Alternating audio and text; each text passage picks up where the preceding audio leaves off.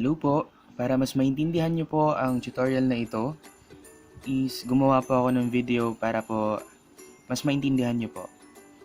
So ang una po natin gagawin ay i-import natin yung dalawang photos na gusto nating mag-blend in together. So click Ctrl O to open the bridge and find the photos you want to blend in together po. Select them together, click open. Here's the first image and here's the second one. So nag-send po ako sa inyo earlier ng sample photo nang naka-blend po sila together.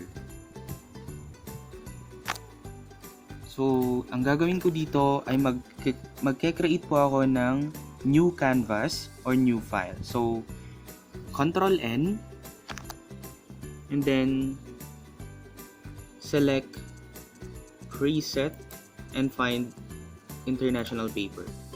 Then click OK. So, nakaano po siya? Portrait. So, make it landscape.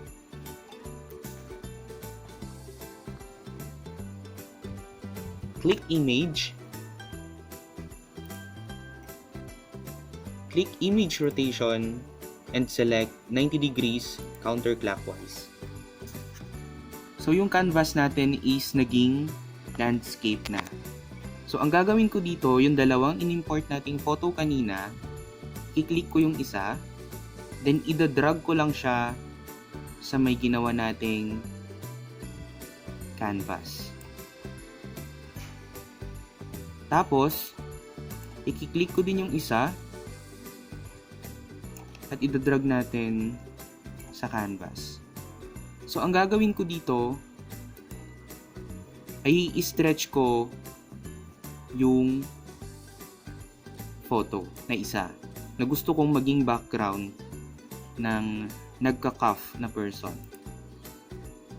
Click OK. Tapos, pumunta ka ngayon dito.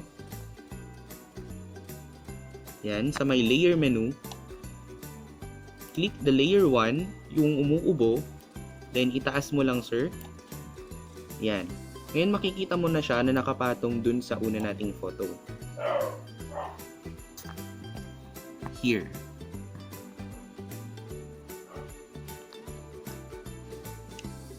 Ngayon, i-stretch ko siya.